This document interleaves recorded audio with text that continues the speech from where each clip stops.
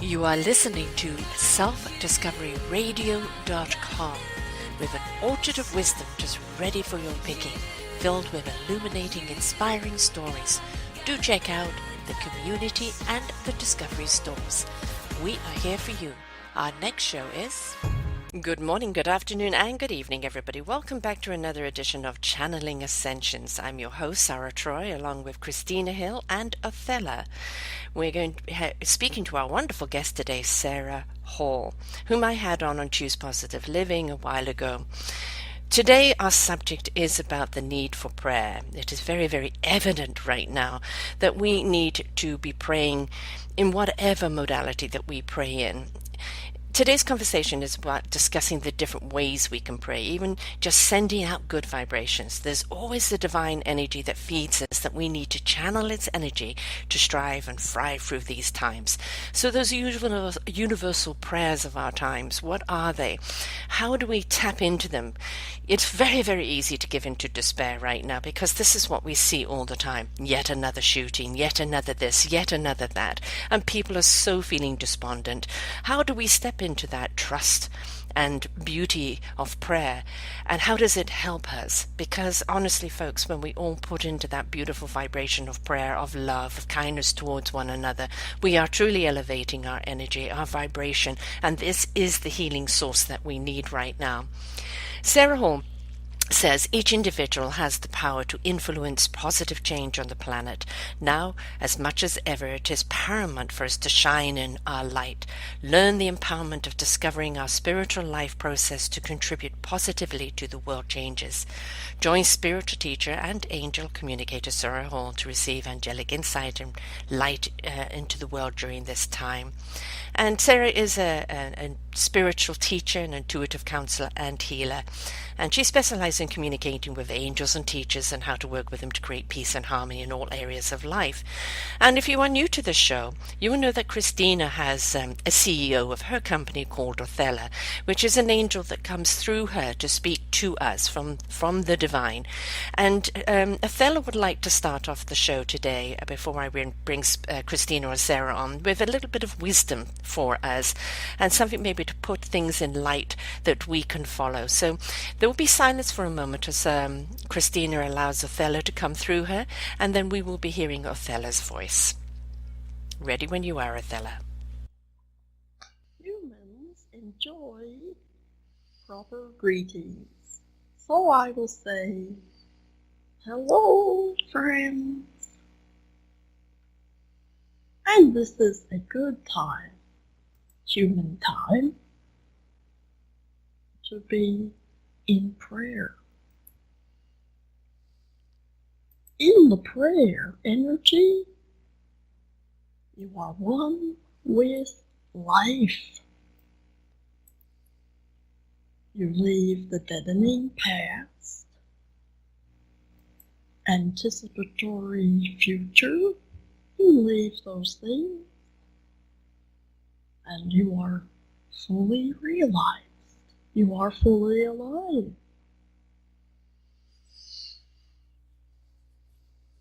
Prayer happens in universe time, we could say angel time, which is now.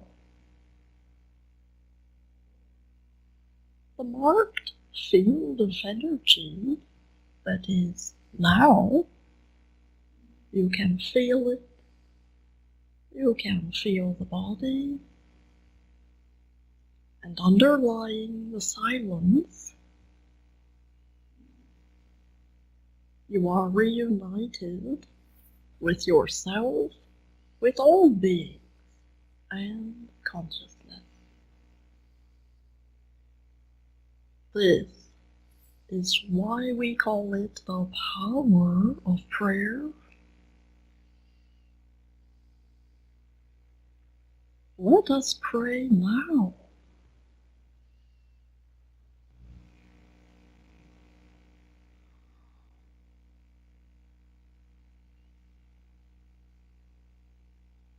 And if you are a human who does not believe in prayer, think of it in a different way. Let go of the label prayer and just connect as you do. You know the feeling. And arc the energy out with positive words, images, and feelings. In this way, you are in prayer, but you are not blocked by the word prayer.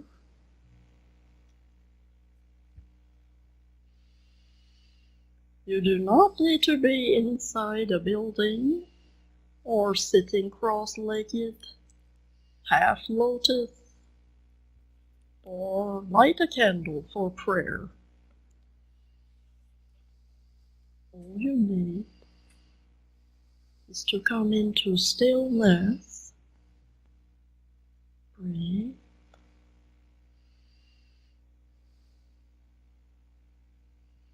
perceive that you are not separate from all that is, and then take your intentions, arc them up, upward they go, like a straight arrow up to the sky, clear and true, filled with positive energy. And then come away from prayer, knowing, deep in faith, trust, that it has been received.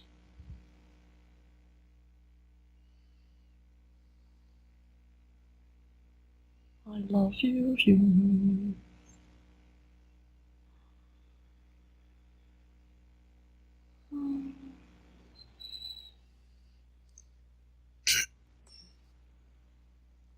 Well, that's a great way to begin a wondrous topic of prayer that involves no words. Prayer being, I think, what Othella is speaking to is she's showing me the aura field, the energy field that we can feel rising up in our experience when we do this thing called prayer. Mm-hmm. A lot of people think that prayer has to be in a temple of some kind, on your knees, at the mercy of, and we can pray anytime, anywhere, in any way, because it really is about loving intent, isn't it? So, Sarah, we've got Sarah and Sarah here today, folks. So I'm Sarah, and Sarah Hall is Sarah. So if you get confused, there'll be different voices. But Sarah, prayer is. We did a show on this a while ago, and prayer is extremely important in our lives, isn't it? Because it's a way of bringing in that inner peace and that connection to the universe. But so many people have got a misconstrued idea of what prayer really is or how to pray. Yes. I really, really was very moved by the words that Othella gave us on this. And I'd like to add that it got me thinking about the idea of collective consciousness when we think of prayer.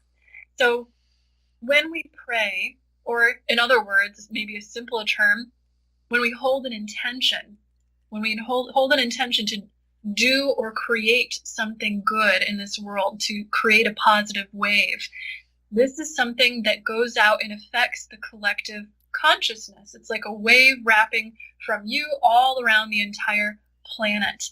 Even if you cannot see its results physically in the world around you immediately, it's still making such a very big difference to hold on to a mindset that allows you to hold space for the reality that you want to create to come into being.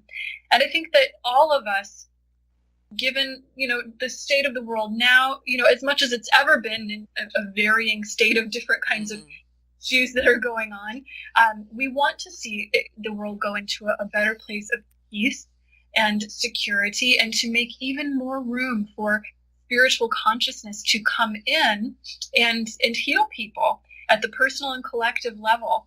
Holding that intention and living from that intention is like a prayer as well. That's a way of living that can be, prayer, as much as any formal prayer, might also go out and affect the world positively. Living that intention, I like that. Yeah, that really hits home there, because it is about intention. So many people just go to church, put their hands together, do a prayer, but they're not connected to it. There's no intention behind it, as more of a duty that they do. And we really do have to have an intention, don't we, as to what our prayer means and what we're really sending out, what we're really inviting. We really need to be connected to that prayer. Christina? Yes. Sarah and Sarah, thank you so much. This love that's wrapping around us now as we enter into this topic, we do it so lovingly. I can feel it. It's a pulsating love. And thank you, Athela, too. I'm always really thankful whenever Athela shares her wisdom and then it crosses through the ether and then we kind of jump from there. Intention. Yeah, I agree. There's the walking, living, breathing movements of living out our intention, living through that intention. And something that came to my mind, just flashed on the screen in my mind just as we were diving into this, was as we pray, we can be very mindful, very aware of what it is we are intending. And so that, because I think a little bit of education here would be useful, is that we're intending what we actually want. We're not conjuring up pictures or images, statements, or the prayer movement. It's not coming out as things that we don't want. Mm-hmm. And whenever I set intentions, either before channeling or just in my own meditations and prayer as I go through the day, very careful about getting into that, because it can be tricky. How am I wording this? What am I actually intending here? To say that for example, you're stuck in traffic, to say, I want to get out of this traffic. Well, actually, what you're intending there is you're calling forward more traffic. You're focused in on you're kind of plugged into that energy of traffic. When in fact, what we could say in that moment is, I see myself gliding home and arriving safely and within the next 30 minutes. Mm-hmm. That's and then visualizing it, just seeing yourself literally just taking it easy, taking the easy road. Everybody seems to fall away. There's no obstructions, no detours on your way. You're actually seeing a clear path. You arrive home and you're kind of focused in on the arriving home energy. And that right there is a clear intention of what you want, seeing it clearly and asking universe for some support there, as opposed to getting into the energy of what we don't want. So I think that's an important point too, is particularly when we're looking at the health of another human being, praying for loved ones, praying for someone's financial affairs, their financial state, is that we're really careful to not project our prayers in a way that we're actually going to attract that which we don't want. Very easily that we do, because we're very much a society that feeds the negative unknowingly, because it's kind of been in our dialogue right from the word go, isn't it? And this consciousness, this intent consciousness of minding our words, minding our intent, and speaking to the energy we want, because really what we're doing is we're tapping into that energy channel. We're hanging onto that thread where we want to go. And that's what we're wanting to feed. That's what we want the energy and the vibration to take us to. But we have to be so mindful of our thoughts, as thoughts do become things, but of what we're inviting, because we have to be very concise and clear, don't we, Sarah? Yes. And I think that prayer, the role that it can play is it acts like a bridge between what our highest intentions for a situation are and perhaps being able to check into the vibration we're actually broadcasting. Because it's true that sometimes we might pray or desire or hope for something good to happen in the world, and then we find ourselves perhaps maybe not vibrating or thinking or living from a place that matches that. Mm-hmm. Prayer play a wonderful role in reminding us to bring the rest of our living vibration into a place that's ready to receive this reality that we want, this reality that we want to create. So, yeah. So I'm just going to jump right in here. So exquisite of you to point out the broadcasting Yes. and the fact that we don't get it, right? We're asking, we're making our request, we're placing our order. I'm going to use some of the words from the movie The Secret because it's such a phenomenal visual movie of how this process can work. Is that we're placing our order, but then we're finding that it's not manifesting. And then we check in and we see that we're not vibrating from a place that's going to be our conductor. That's not allowing us to match the vibration of what we're truly wanting. So the bridge, as you pointed out, Sarah, it's an exquisite time, really, to a space, a held space, where we can raise ourselves to the vibration of what we're wanting and then check in to see what we're broadcasting. That's just an excellent way to say it. And we can do this. It takes seconds to do this. If you're doing it every day, which is the idea of this show. That's the whole point why we're having all these spiritual leaders and all these beautiful people and guides and beings coming forward at this critical point in our on our planet and the consciousness, the evolution. Is that, we're having these reminders. Come back home, come back to yourself, check in. And we could call that prayer, that process, that bridge, but that we do it throughout our day, no matter what's going on, and that it becomes a habitual way of being. Yeah, I mean, repetition is something, but we've got to be careful of repetition, is that we're always very mindful and in the presence of that repetition. It's not just doing it automatically, it's making sure you're immersed in it. But, what came to mind was, the beacon of light is that so many people at present moment are literally chasing their tails. They're so despondent. They're, but I hear so much but, and it's that frantic but, which they cannot see.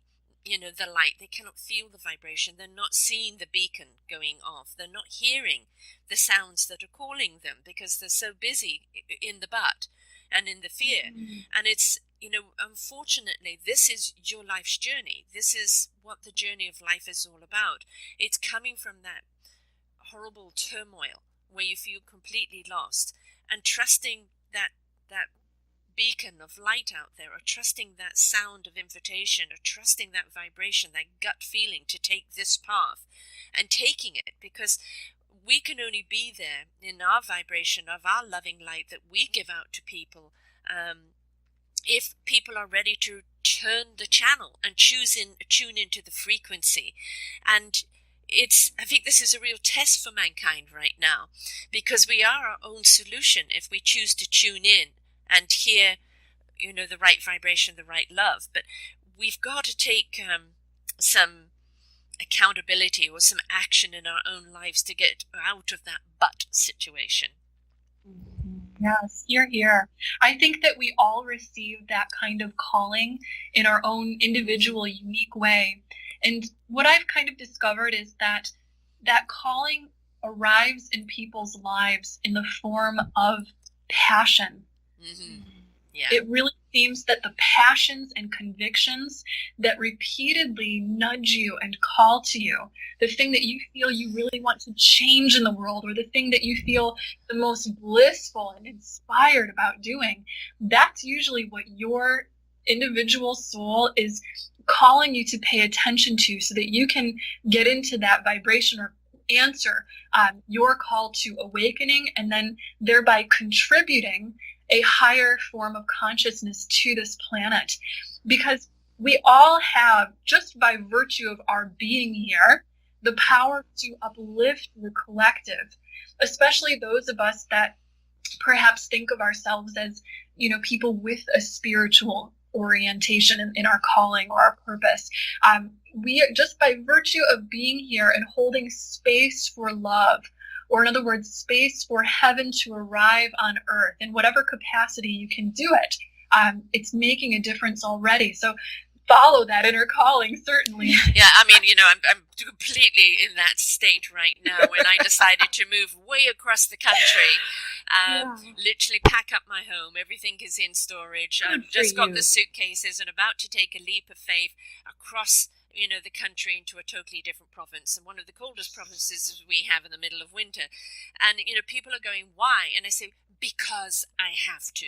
You talk about that compulsion, that conviction, that that calling that is so screams at you, and that you just have to go with it. But explain to me why, or how, or what, or where. The what, the where, the whom will be when I get there. And you have to be able to follow that feeling, because that passion that's driving you to do so doesn't always make sense. You can't always articulate it, but you can't ignore it either. Right. And I think that's a really great thing to remember when we think of potentially fear coming and blocking us or distracting us or getting in our way. As you mentioned before, there are some people that just don't answer the calling. The beautiful thing is that I think that passion and that love and that conviction will continually summon you and continually support you and draw the right circumstances into your life. Until you finally decide to get on board. And That's right. I just feel like it's that continual tap on the shoulder, little nudge, or the repetitive. It can show up so many different ways. Boot up the ass. Exactly. Yeah, it's undeniable though, and it will continue to be, and that's just the nurturing way that life, that universe supports us. Is that we're all here to really live, to live out of this purpose, to live out of our passion, to. Gosh, it's an energy field that is coming home. It's really, as Othella says, it's stepping into our true nature, and we decided that when we made the choice to come into physical form, and our consciousness simply just taking shape as form. And then while you're here, while you're on the ride, because this is like a big roller coaster right here. I mean, we throw our arms up, we could grip. Right? There's people who grip, and or you could enjoy every second of it, and then give direction to the forms and play with these forms. They're going to come and go, and they rise up, and you'll have the opportunity, as Sarah just put these in beautiful words. It's like you have the opportunity to answer the call. You're being summoned, and you can give the energy, the consciousness can take shape and forms to whatever results you want. You're the creator here. So we can do that. You can enjoy the ride and just have an amazing journey. Well, and if we think about it, I asked the universe for change. I knew that I had to step out of the comfort zone that I had slipped into unknowingly. And I asked for change. I asked for redirection. And then when it came, and it was so fervently passionate and have to do it, is that not a prayer answered? Yeah. So, wow. This is, we constantly look for prayers or answers to prayers to come in that lightning bolt, or, the heavens to open up. But it's when we get those feelings of we have to, it's something we're passionate about. There's a conviction we have about something, a propulsion forward where we can only see the future. This is the prayers that you asked for being answered. And so we need to honor that prayer and step into it, because it means that the energy is right for us at that time, and that the powers that be, the gods, the angels, the energy is with us. So we have to, I think, stop looking at the old paradigm of what prayer is and understand that we are being answered all the time. We just have to pay attention to the message. Yes, absolutely. And I think that you're right, that one of the ways I've commonly noticed that in working with the angels, our prayers will be answered is through the repeated thoughts and inspirations that we receive inside of us. Sometimes we're expecting the answer to show up on a silver platter on our front porch. Right. I'm still waiting for that one. You don't want to miss it when the boat comes in, to give you an empowered way where perhaps you have to take action to help to co-create, to help that wish come true. Yeah. Sure. It's not Prince Charming knocking at the door. I found you. You've at least got to send him a text with the address. Yes, that's how it works in this dimension that we live in. And I've talked to so many people of a spiritual, kind of thinking, who I think are so used to being connected to higher energies, or having lived many lives in a spiritual world or dimension where you can bypass that kind of third dimensional action step taking kinds of things, the journey to get there. But that's part of the very virtue of being on this planet, is that here we are driven to desire things and continue desiring things, and it evolves our very consciousness and our very spirit to do so, to be on this journey where we desire, and then we go out and we perhaps seek and become and manifest and create. And what I think that does in the end is it creates a very poignant and kind of unique desire for God, for oneness. I really think that everything that we want on this planet, no matter what it is, whether it's a pizza or a beer or a relationship or whatever it might be, it's a desire for God. We're looking for unity, and we're looking for love and completion in everything that we get. So I think that we're bound to walk towards it, even if there are moments when the fear or the illusion kind of takes hold. That reality of oneness is always calling us, and it never goes away. No. We can't lose it. Yeah, cannot deny it. Part of I agree. Part of our makeup too, it's like the built-in motivator. We're here as creative beings, and part of our makeup is achievement, is drive, that desire. There's that passion again, and I think that's in the continuum. That's just a built-in motivator. I think what's really interesting too is in my work with Athela and in journeying around the world, and of course working with engineers, scientists, and soccer moms and everything in between, is that I see that common denominator in everyone, and as they connect in their spiritual growth, their spiritual path, their connection they're finding is this balance, right, between ego and the drive. There's the desire, there's the dissatisfaction, we might call that healthy dissatisfaction, so that there's the desire and drive towards more, and acquiring, of course. And there's the balance of those things with being, with actually being here and now and present. So there's a balancing act that happens here, and Athela likes to call it playing with forms. So we can see these forms, whether it's the car, the house, that great job, the six-figure income, whatever it happens to be. There's those forms, and absolutely we want to go for those things. We want to continue to grow. We want to connect even more to our divine cosmic awareness. I think it's awareness building, those forms. That's why we have those. While you're here in the vehicle, that we enjoy these things. But I also think that there's a place that we arrive to in our spiritual walk as we move into fifth dimension, that we understand that we're being in this moment, that we are connected to all that is in this moment, and that the forms, it's just that, they're forms, but that our essential eternalness is in the here and now, and that we can explore that and find ourselves rooted deeply within that. And I think that's where we have our connection with angels, guardians, energy, you could call that source. That's something that stays, that remains, and is indestructible. It's also indescribable and has nothing to do with forms. So there's a balance that I've noticed, at least in my work with Athela. I've seen people desiring this balance of goal achievement. Yes, I want to fulfill my purpose, my passion, and then realizing you're already here. You'll Yeah. all realizing the I am. Yes.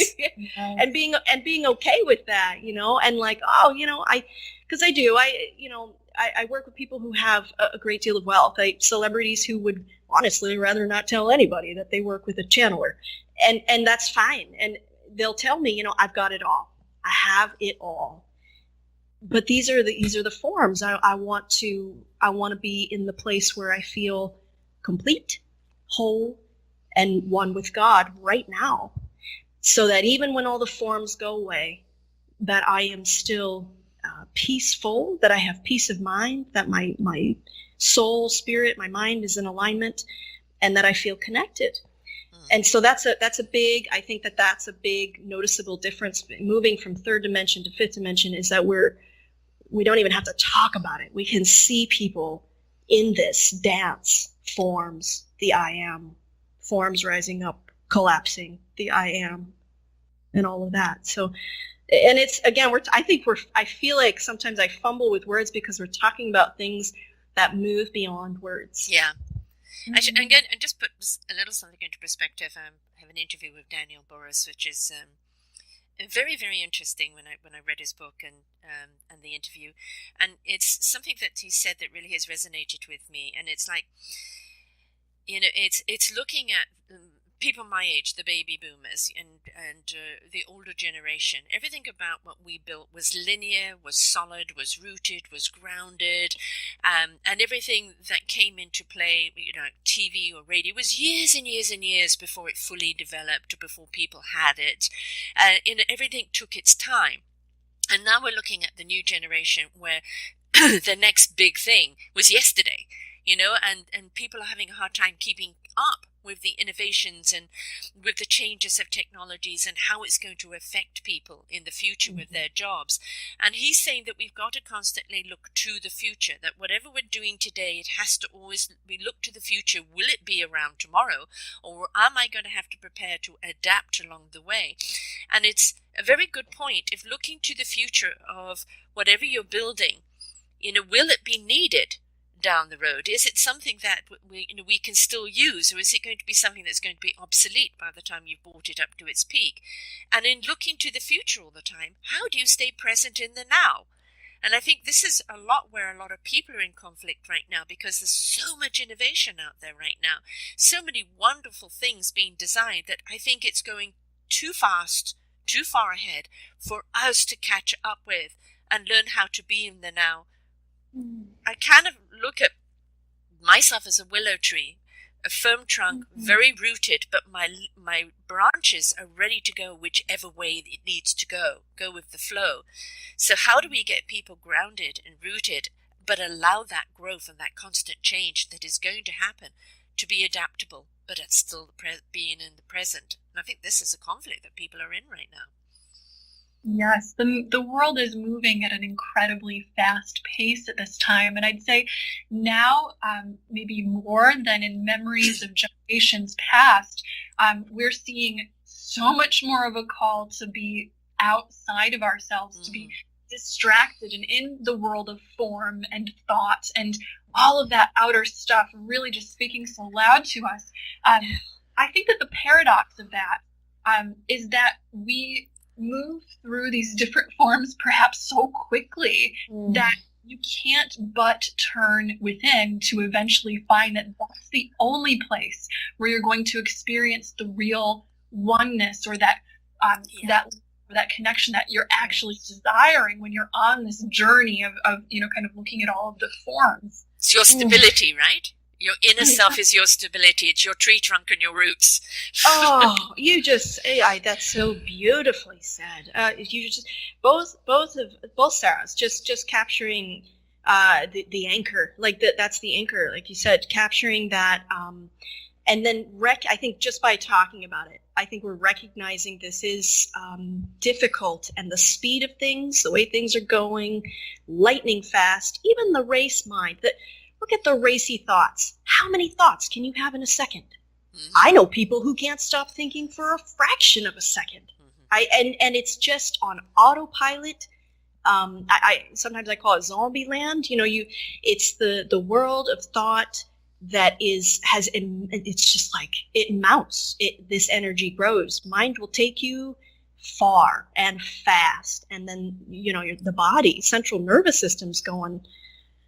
All the red lights are going off. Ding, ding, ding. And then you add caffeine and electronics, alcohol, things like this, and prescription pills and things like that. And I mean, I know I don't need to say this. People know it's like these accelerants added to the already intensely fast energy of the world, and then you are left but with nothing, no choice but to come to yourself. I have to say this, and this is not a marketing strategy here, but I want to say that retreat is a great excuse to stop all that. Retreat is a great way to come into prayer for a long time and to leave the matrix for a while. If you can't get to retreat, make one for yourself. You can do that.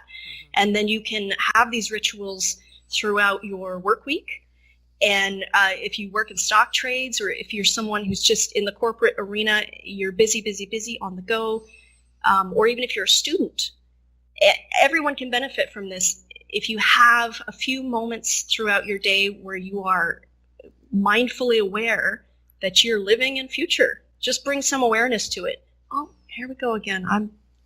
I'm planning my next, 7 steps. I'm planning my next, joint venture, or here I go again. If you just mindfully bring some awareness to the fact that you're living in future, even in the workplace, for a few moments, just bring your attention to the energy. Fella calls it future energy, and just be aware of it. That's enough to bring in consciousness and to come to yourself. That's the first step, and it disengages. You stop identifying with that self, that future energy. You create a break with coming that. home to self, right? Exactly. Yeah, and you can do this in your car. You can do it anywhere, and try and see if you can't judge yourself. Don't judge the judging. There's no need to beat yourself up or anything. You just notice that you're in future.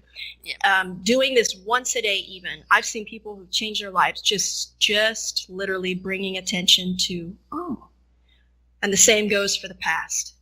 Living out of that energy, past energy. Mm-hmm. Now there lies another one, past energy. How many people, but you don't know what happened to me. This person did this, that person did that. I've had a hard life. I don't know if there's anybody on this planet that hasn't had ups and downs and difficulties. And, again, that is our life challenge. How do we survive? How do we thrive? How do we take what has happened to it and turn it into something good?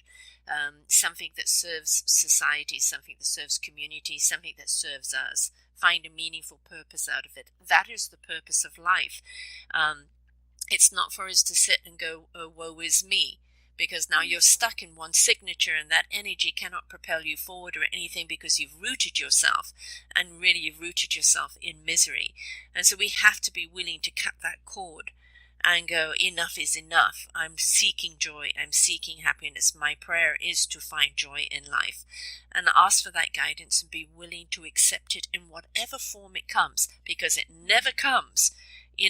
People do this Amazon order, right? It never comes the way you want it to. It comes in the way that you need it to.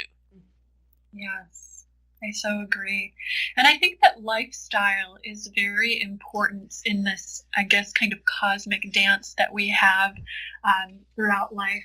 I think that having a practice where, yes, daily we're doing something to retreat and something to listen to what our inner needs are, or to listen to the wisdom of the voice inside that is part of your God self.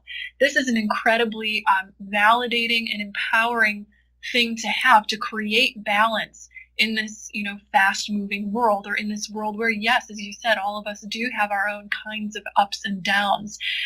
Treating yourself with love and building that into the everyday activities that you choose to put your time and your focus on. That just seems to be so key, not only in terms of your own personal fulfillment, but in, as we were talking about before, the collective good. that is a wave of energy that affects the collective. Your happiness, wellness, and what you resonate. It comes right back down to what you're broadcasting. The ripple effect. Yes. Oh, the ripple effect. And it's important to note too, with the, just like with the ocean, that we're not separate from all that is, that the consciousness that we know as the I am, and that's before any of ego and any of the thoughts and judgments or the stories, just as Sarah, you were mentioning about the woe is me, things have happened to me. Before all of that, we are alive, we are awareness, we are energy. And so when we return to that through, Sarah, I think it's great the way you said, like daily ritual and like our attuning to our God self every day as a lifestyle, not just, when things go bad, but as a lifestyle, we gift ourselves the healthy detachment from forms. I mean, that's a really big deal, because then your attachment is rooted within source. Your attachment is rooted within light. So then all the other stuff that happens, the external stuff, the forms, the relationships, I mean, stuff comes up, the ups and downs, but then you're detached. A healthy detachment from that what it looks like is that you have those roots so firm that you're able to come back again and again to what's real, to your breath, to your connection to light, and you're able to offer up these prayers and just say, I trust. And there is a real vibration of trust there. Your body actually changes. You're not all caught up in the ups and downs and the collapse or the rising of forms, because things they're changing all the time. It's a known fact. We look at nature, everything's changing all the time. So if we're at a healthy place of healthy detachment from the forms, then there's where the freedom is. It's like, you don't care as much about the forms coming and going. Yes, you're passionate, and yes, you have your goals, and you got your calendar, you got plans, vacations, and all that. But then it becomes more of a playing with forms rather than, okay, my happiness, my sense of self, and my entire being is caught up in the result of what's going to happen with the forms. The forms there, programming. We're all, programmed. I mean, we use these computers, they are programming, our brain is our hard drive, our mind is our software, and the software can be changed. And that's the thing, is that we have to go through some different forms of repetition to reprogram a program. But then what we've got to stop doing is be complacent in that new programmer, put it to the automative. We go back to the beginning where you talked about intent. And so that new programming, that taking that moment, that breath, that centering oneself, that going home into oneself, that immersing yourself back into that love that resonates from you, it's got to be something you still do mindfully and with intent every day. But the programming could be the one to remind you, you're getting a bit stressed out, take some time, go into your intention, go into your inner love, speak to the universe, make it a part of your programming, but at the same time, don't let your programming just become a mindless thing. It has to have that mindful intent along with it. Otherwise, it just becomes another program running in the background that doesn't have much meaning. Yes, and the mindfulness will be such a rock of support, because as we said, life is constant change. All these and challenges or different things that we see coming in and out, it's going to constantly change. That which doesn't change, go inside and find it. It's the God self. It's still piece of your consciousness inside that is always an open doorway to oneness, to the divine, to God. And we can program ourselves to genuinely, authentically, kind of mindfully go back to it. That is the number one support system that we have, because it's, if you put your support in God or source, or this oneness, this consciousness that's within you, then that's not going to change. That oneness is the one constant in the universe. So you can take an incredible amount of support from that, as opposed from looking to have support from a relationship or from your job or from your house, or look to those changeable things. Look to the unchangeable. And it's your church that's within you, any time of the day, anywhere, right? Yeah. Oh. I'm really appreciating the love energy that's here. I mean, you ladies can feel that. We can feel that right now. Feel the love. I mean, how often? Yeah, I was just going to say, how often do we actually pause and give gratitude for this? I guess we could call it knowledge, but what we just covered in this, past 40 minutes is, gosh, it is amazing. We can't even describe it, and it is truth. And here we are, we're celebrating it as we talk about it. But I think for a moment we can all kind of say, well, this all sounds great, but how do I really integrate this stuff? And how, on a bad day, things have gone bad, gone south, how do I actually put this stuff into realness, real motion? And I chuckle sometimes when I hear people say that, because this is not just about, we don't chalk it up to just positive thinking.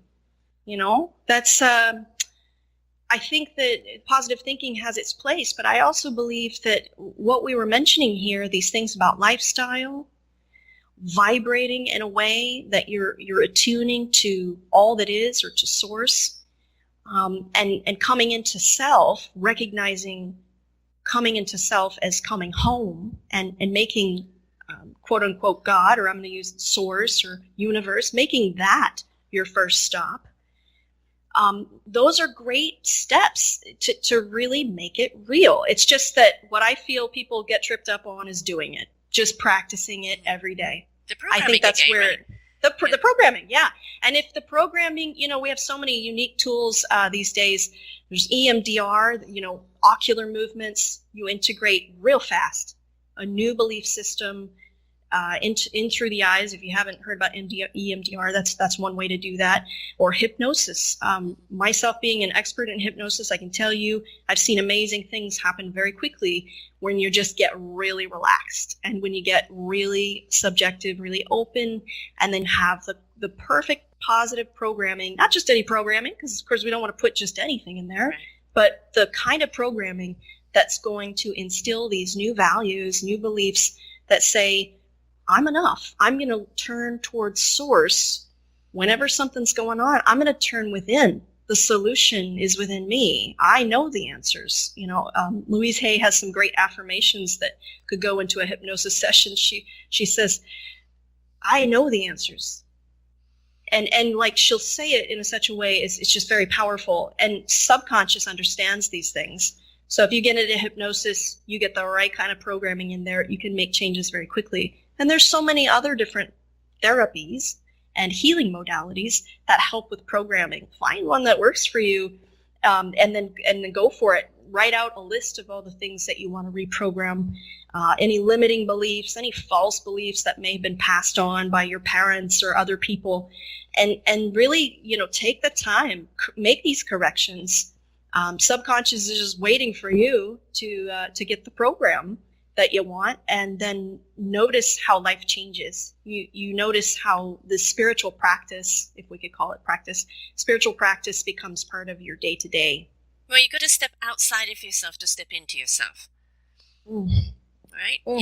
Yes. Because there's so much stuff going on the outside, it contaminates the inside. So when you can step outside of yourself and look at yourself, I don't need this, I don't need that, I don't need that, that's not serving me. And then you start stepping into yourself and what really does love and nurture you. What really is, as you pointed out before, Sarah, your God temple, your God within. how many centuries now has it been you have to go to this building and pray to a God?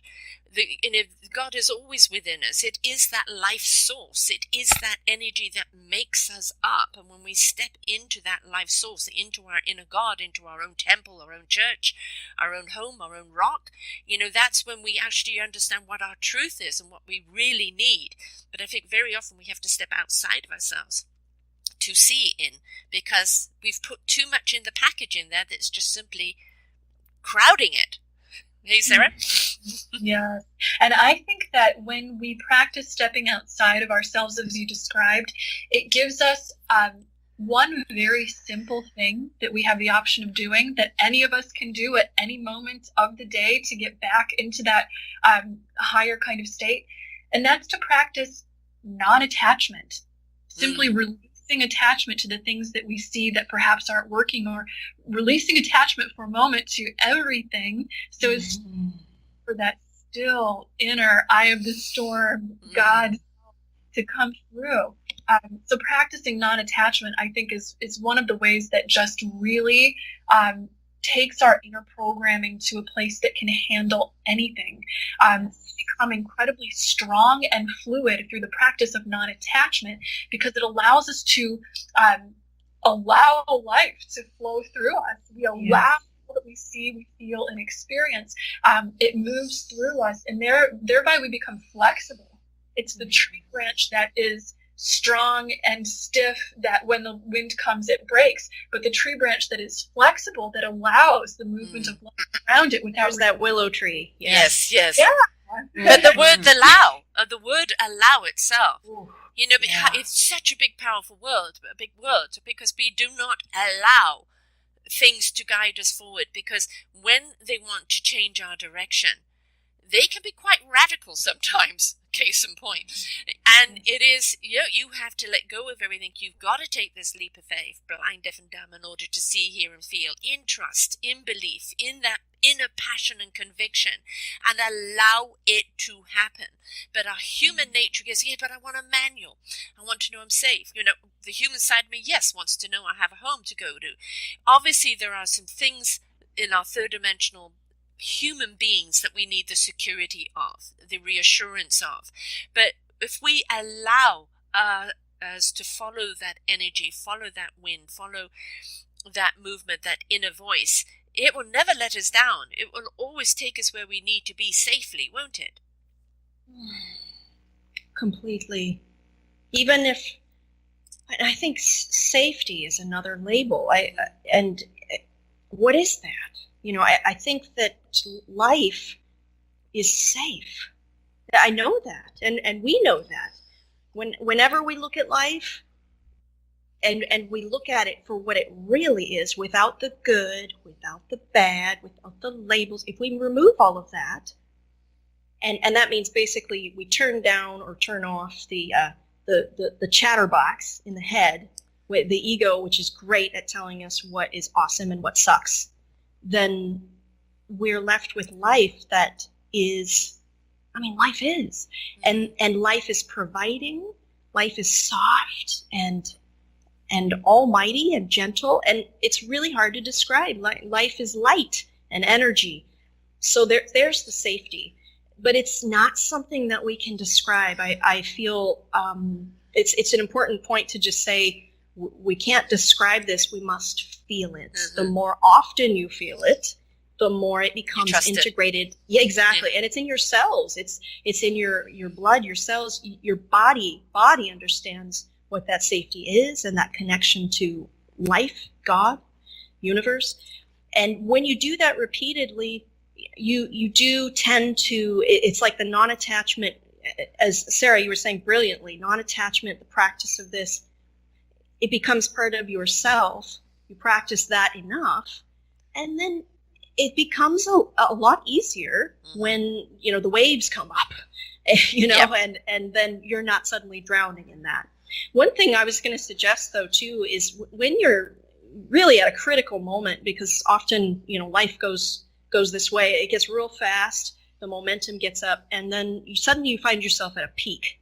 You're at a peak point, and you might call this a wave coming up like a tsunami. and you just feel like, at this point, mindfulness and stuff, your body's already reacting, you're really in it.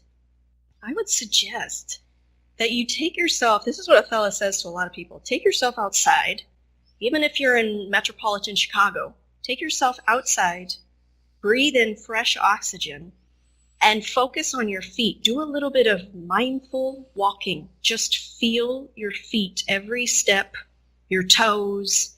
Take in how it feels to be walking. And just notice how often your mind darts away from your feet into, your problems, into ego, the thought world, whatever situation you might be going through.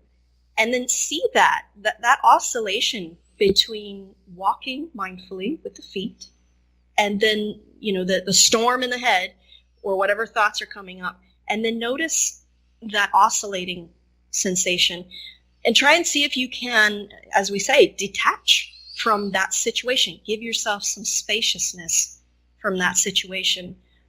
And I think that that's a visceral way to connect with nature, and it's a great way to connect to your inner self, to that godlike self, and it's immediate. So we can start to learn that, okay, here's the situation on the external, and then the inside of me. This is my essence. This is the eternal. I'm rooted in my godlike self, which is safety, which is home.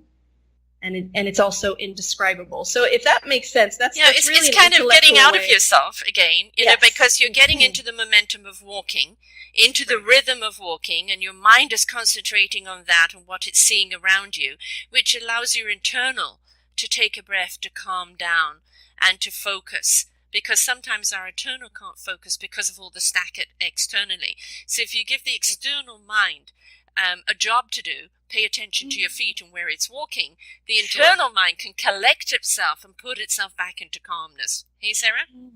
Yes, I totally agree. I think that practicing grounding and having a relationship with your body can be a marvelously useful tool in getting into that mindfulness.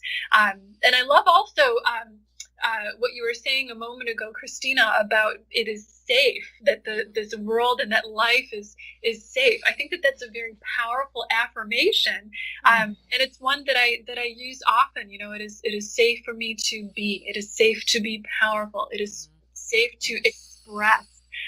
Reminding yourself of that is really a reminder again of our oneness, of our source in God, in the universe, because it is the illusion of separateness that can be the only source of fear that life would be anything but perfectly safe. So I think the more that we remind ourselves of that, the more we tend to kind of broadcast a real sense of beauty and wellness and peace and wholesomeness back into the collective planet, and that too can be like a prayer. I mean, life itself and the way we choose to live it, the state of mind with which we choose to live, can be a prayer itself, because it is constantly creating and broadcasting a tone that's being set for all of us. A beacon again, right? It's that beacon of energy that's going out there. And I think people don't understand is that, whether you've listened to this show or not, which we hope that you have, and please do share, but we've already put it out there into the universe. This information now is floating around in the universe for anyone to pick up that wishes to tune in to the frequency. And I think that is something that we don't allow. We are energy beings. Everything around us is particle energy. Everything is mathematical equation of that energy. And it's a question of us, we've done the show on this before, Christina, on channeling. And on channeling that energy and opening up those frequencies in order to receive, in order to put it out there. And I think that we need to actually open up our channels a lot more in order to receive. But don't try and flood it, digest it, feel it, absorb it, and then go back for more, because, we're never alone, are we? We are never alone. Anything we need to know is right there in the knowingness when we open up those channels and ready to receive the information. Yes. Yeah. I love And it's there in the prayer. Again, you don't have to be down on your knees with hands clutched and going, "Dear God." It's, I'm opening up to the universe and needing guidance or needing understanding, a direction, or I see something, is this right? And ask the universe to guide you and give you the knowledge, but be willing to feel what you're thinking, not get stuck in the thought of what you're thinking.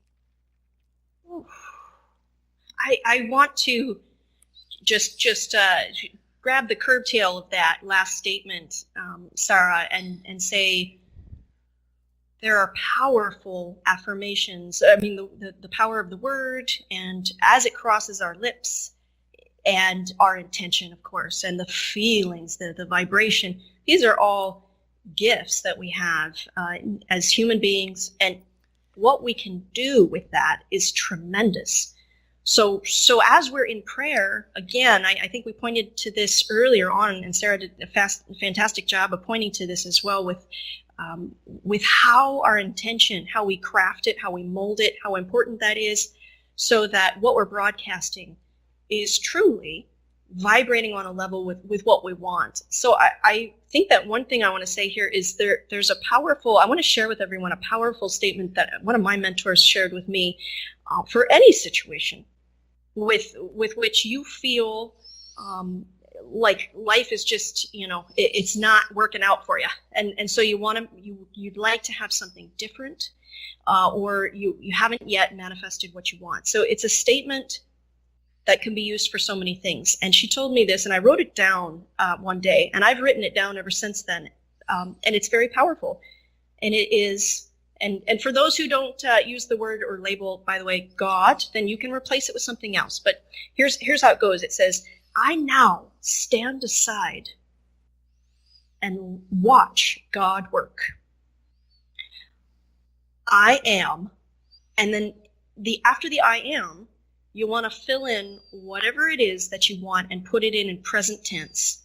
So, for example, if you're someone who's trying to manifest their ideal weight, then you could say, I now stand aside and watch God work. I am now at my perfect ideal weight, effortlessly, easily, without any conscious effort on my part. Thank you so much, universe. I'm so happy, and so it is. I mean, that is an extremely powerful prayer. If you did that 100 times a day with passion packed behind the words, power right there, with mindful feeling, letting go of attachments, letting go of expectation energy, you're going to realize that. Your guardians, energy, universe, everyone's pulling right together to come in to show that to you in the physical. That's a declaration for universe. Yeah, but Jeezy, what you're doing is you're speaking to the end result, right? And as that's part of that future thing we're talking about. Is speak to what you want to have happen out of it, and not about where. Well, universe, I've lost, God, I've lost a few pounds. A few more pounds would be. Don't go into the details. This. You maybe not even have to put the poundage up there. God, I am now at my ideal weight. If you don't even want to put the poundage there, I am now in the place that I am meant to be to do the work I'm meant to do. I am now, and it's speaking to the end result of where you want to be, even if you're not quite there yet. That doesn't matter, because that's how the universe that's what you want. Now, this is what the universe needs to do to make it happen, right? Yes. As we pointed out before in another show with me, my British humour, talking about a park bench in the middle of winter in Toronto, and I realised, shucks, I better change that dialogue, because that's what I'm going to get from the universe. Oh wow, what a big lesson there, and you did it. I bet you made changes immediately. I made changes daily on that one, but okay. Sometimes the British humour gets in my way. I got to be careful of that. But we do have to speak when we pray. Not to what we don't want, as you said right in the beginning, Sarah, but to what we do want. But don't, we've got to be specific in the point of how we want to feel, but don't go and put in the pounds or, the money or the house. It's just how you want something to make you feel and the optimum achievement of whatever that is. And let the universe decide what that optimum is, because sometimes it could be way bigger than we've given ourselves the benefit of. Yes, I love to end my prayers or my affirmations with the statement, this or better, God, Yes. or universe, Yes. whatever you want to say. This Love or it. Yeah. step aside and you allow that, going back to that art of Yes. just allowing life to work through you, because the highest harmony and good is going to come in the way that it's going to come. You don't have to worry about the form of exactly what it's going to look like. So long as you enter the energy of it, it's going to end up, probably better than maybe you had imagined from the old energy. So Right, yeah. because we often sell ourselves short, don't we? You know, it's, and you know, I remember my mum, you know, she died at 95 3 years ago. And I remember for her every night doing her prayers and going down the list and making herself last.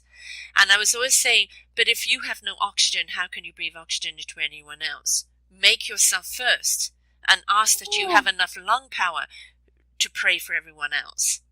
I love it. And you know, don't you find I'm kind of scanning the typical average thoughts of most of us humans is the first thing from our programming, our conditioning that says, well, I can't put myself first. That's selfish. Mm-hmm. I mean, there's a lot of people who still carry that around, and you can just chuck that. It's okay to chuck that, because that's when you're in an airplane situation, bags go down. It's give yourself oxygen first, and then the child. I truly believe that it's selflessness to care for oneself on the inside, and then everyone else benefits, by the way, too. When you're doing your inner work, everyone else benefits. Your cup runneth over the more abundant you are. And it is, it is a, you know, I mean, I'm from the older generation. I'm a baby boomer, and of course my mum came from even older than that. And it is something that we've had to be given permission on, to allow ourselves to come first in our own lives. And for a lot of people, they're still operating on that sacrificial. And, you know, I was tired of being a servant to life. I'm happy to be of service to life, but I want to come with my fullness to that service, not servitude, which is depleting my energy that I have nothing left to give. And I think, again, back to that aloud, that permission, that be everything that you are meant to be, and ask, you know, God to help you be as full as you can be, because it's only in your fullness that you can truly help others. And the more fuller we get, the better our vibration and our ripple effect is going to be. That's so beautiful. Beautiful. Yeah, I really feel that we have so much that we can give, to the world by loving ourselves first, because what we do to ourselves, we do to the rest of the collective. If we truly are one, then if you can make a practice of treating yourself with love first, then that is a gift that you are giving out, to everyone in this universe. So, yeah. But it's a hard one for people, though, isn't it? Because, you know, we have been taught, you know, that's narcissistic. And, you know, I had a little company called The Importance of You. And I say, please place importance upon you. But it's very different to self-importance. And, you know, self-importance is derived by that insecurity, that ego, that need to be important in everyone's life to fulfill them. But when you place the importance upon self, in the enrichment and in the loving and in the fortitude of self, you know, then you are more enriching to society. And we, you know, going back to what you said in the beginning, Sarah, about our mindfulness, our intent in our prayers, you know, we can pray for that intention of guidance of how to be the fullest we can be, the wholeness of who we are, so that we can be of service to community and to society, to this world. But first and foremost, we must replenish ourselves, mustn't we? Yes. I like to tell people that true compassion must begin with self-compassion first, because in order to genuinely be doing something that is of service to another person, it has to be included in this kind of unity consciousness that we're in that if you're doing something that is genuinely going to be good for you in this situation, and living and serving from a place that serves you as well as others, it's going to serve everybody else around you, no matter how much they might protest or resist or what their opinion might be. That is true compassion, to live with self-compassion first. That's to be authentically compassionate. Yes. Gentle, loving, compassionate towards ourselves. I I couldn't agree more. And that's part of listening to this. For listeners who are tuned in and you listen to it again and again, that's a form of self-care. It's a reminder, too, because a lot of us, we do practice the compassion, self-love, the care of ourselves. It's just that we forget. And, Yes. and then we listen to a show like this. Oh, yeah, that's right. Oh, when was the last time? Put me that I- back on track. Exactly.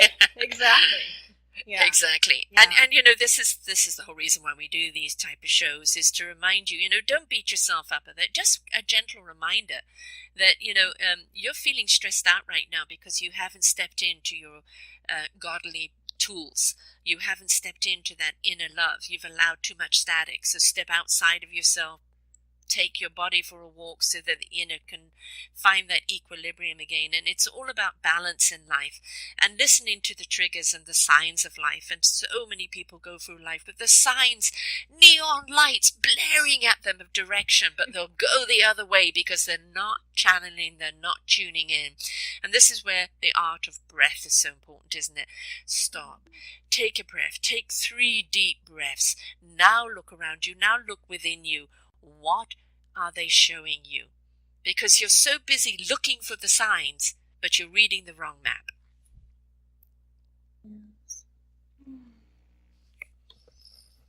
What a prompting movement that was. I feel so often, Sarah, that your channelings, everyone channels differently, but your channelings come through with an energy quality to them that beckons people to really do these things. It really does. Just as you were saying that, in fact, I was breathing. We forget breath, don't we? It's imperative, folks. Yeah. Take a deep breath right now, everybody.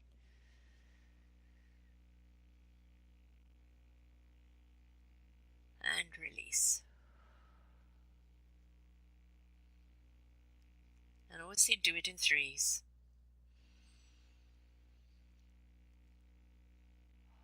Let everything out. Breathe in everything that's good. And everything you don't need, release. There is always a simple answer. If we just stand still and breathe, we will see it.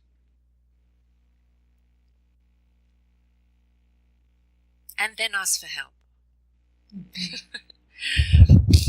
God, give me direction, right? And you can't see the directions that those prayers are answering if you're so static, if you're so noisy, if everything is just screaming at you and you don't know what is what.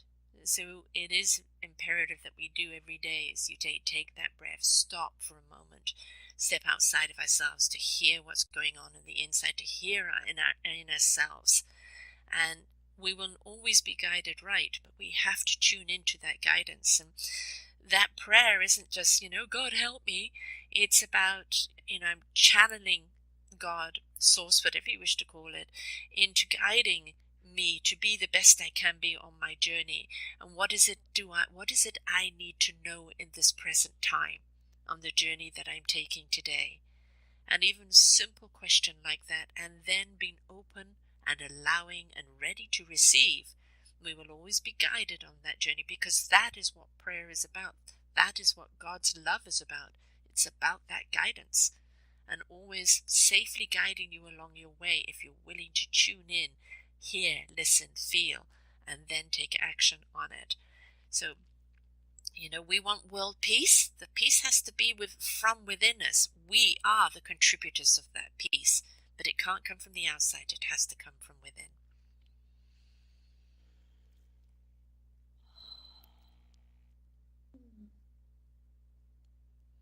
So, Sarah, you're an intuitive counselor and healer, and you use prayer as a medium to share with people, a technique. What else do you do that everybody else should know about? Yes. Well, I love to teach people how to do a number of different things. I think meditation is one thing that I personally have found gets really powerful results for people in doing their own work to make the shift that we're talking about, to get into this flow in which we do feel very guided and very balanced. So I teach meditation. And I also, I think that it's very, very helpful to get in touch with a higher power, whatever that means for you personally. But I love to teach in connecting people with the angels, simply because they are pure love. So every bit of guidance that you could possibly get, every nudge from them, is always going to be unconditionally supportive and loving. And just to delve into your relationship with yourself, I always say that I believe that, no matter what form of spirituality you might particularly be attracted to or, ascribe to, that spirituality at the end of the day is our relationship with ourselves. Because if God is found within, then your relationship with yourself is your relationship with God, with the universe, with reality, and with this life. So I love to just focus on teaching people how to treat themselves with love throughout this process of co-creating life on this planet. And that's such a gift. It is. How do people find you, love? You can find me on my website at sarahhall.com. That's SARAHHALL.com. Or on YouTube. I love my YouTube, my Facebook, my Instagram, and I keep in touch. Excellent. Wonderful. And Christina, tell everybody else too, you've said a little bit about what you're doing with Othello and the monastery, but, share a little more about what you do. I love these forms. A form, it could be anything. So the form at this moment has taken shape of this monastery here in the Yucatan Peninsula, where we have people flying from all over to come and get out of the matrix, get out of the world that they know, and step into themselves, really. It's not magic here. What happens is people arrive here with their families, or as couples with children, or individuals, and they come here to sit for a while in stillness. There's a silent period that we practice here, so it's meditation. That's really the basis, the foundation for the monastery, is to come into meditation. And there's varying types, and everyone's different. So we celebrate the you.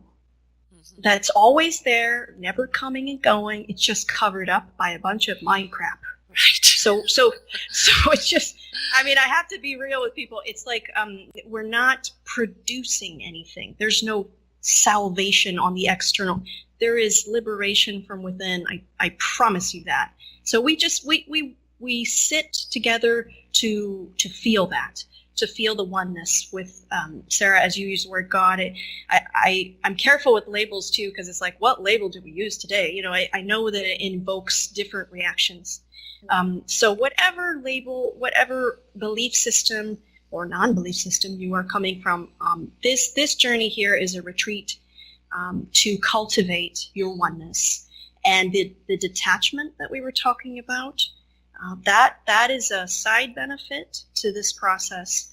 So in the midst of this, I'm channeling with Othello. There's direct divination and channeling through Othello. She'll host impromptu talks, and everything that arises comes from the participants, really. So if you're working through an addiction, or if you're just someone who's totally burnt out, you're a mom, you're an executive, you've got children at home, and you need a break from yourself and from your world, we will dive into whatever comes up in your experience while you're here in retreat, whatever it is that you want to manifest. The other thing Othello does, which is really cool, is she'll meet with people on Skype, on telephone, or face-to-face at one of our live events, and we'll be together, and whatever energy that perhaps needs a little bit of light, or even if it doesn't need light, if you're A-okay just as you are, but you'd wish to connect more, to connect with your guardians, or to feel more rooted within yourself, just to learn about more what channeling is, and practicing being here and now, actually living that, and not just intellectualizing it, but actually living it. Othello is great at all these things. So she's just an awesome angel, energy source, and ascended master. But please don't get attached to the labels, because we start to think about angel and we have a label system there. So just think of it as Athela is one way, not the only way, but one way for you to connect with yourself. And you can find us, of course, at athela.org, which is ATHELLA.org. Excellent. And of course, you know, I always forget to say anything about myself here, selfdiscoveryradio.com. Sure. I obviously host and co-host many shows here of ordinary people doing extraordinary things and just showing how awesome humanity is. We're not here to serve the negative. We're not here to serve the pain. We're here to celebrate the releasement of pain and how people have overcome their challenges in life to live such extraordinary lives of such abundance and doing such beautiful things for people. And in a week's time, I will be off to Toronto to live, where I am looking at partnerships and collaboration to take this station even further into collaborative books, going into video, going into supporting of particular groups, which we do actually have a funding right here on the page. You'll see with Athela's monastery. Yes. And that funding, if you choose to support this show, and that funding will go to supporting families to go to this retreat that could not afford to do it. And when a whole family goes through the experience, it's a family that is now living on a beautiful vibration of support of one another. So it's and then they bring that back to their community, which in turn is really beautiful. So you keep watching us, not only for the shows that I bring on selfdiscoveryradio.com, but look at the self-discovery community right here, and you will see all the things that I'm going to achieve in Toronto with collaborations and partnerships and the extension and expansion of Self-Discovery Radio and bringing more to you. There's also going to be a directory coming of all the wonderful people and the services they have, and that will be coming in 2018. So we are the answers, folk. We are the solutions. And when we come together in unison, when we come together in each one of us bringing our own flavor to the table, the feast that we all experience is one that is exuberant, it is illuminating. And so, keep nurturing your own, keep taking your own journey, keep taking your own self-discovery. Sarah and Christina have both been on their own individual journeys that have led them to their meaningful purpose here today, and they were willing and they allowed and they tuned in and they were guided and they followed that guidance to what they are doing today, which is a beautiful gift to humanity. And you can too. Never sell yourself short. Always believe you can. All you're looking for is that direction on how, not the why, the how. So, thank you so much, Christina and Sarah. Thank you, Sarah and Sarah. I'm tearing up, literally. That was just a beautiful way to close. And I wish all of you the highest light energy and vibrations as you listen to this and as you move forward. We're all here and now, truly, and you don't need to be anywhere else. You can come home right here, right now. And that's, as we were saying, that's where the safety is. You are home. You are safe. Yes. We've got the apple pie on.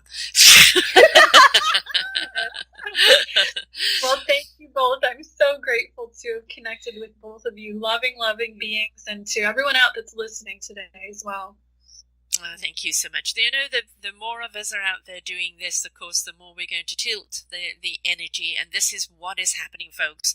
I know you're bombarded by the news. Turn it off. Tune in here. This is what's really happening. And it's happening beautifully, vibrationally through the currents and the rivers of this planet and of this universe. Trust it, but be a part of the flow. Be a part of the river. You will see the difference that we are collectively going to make. So until next time, folks. Bye for now.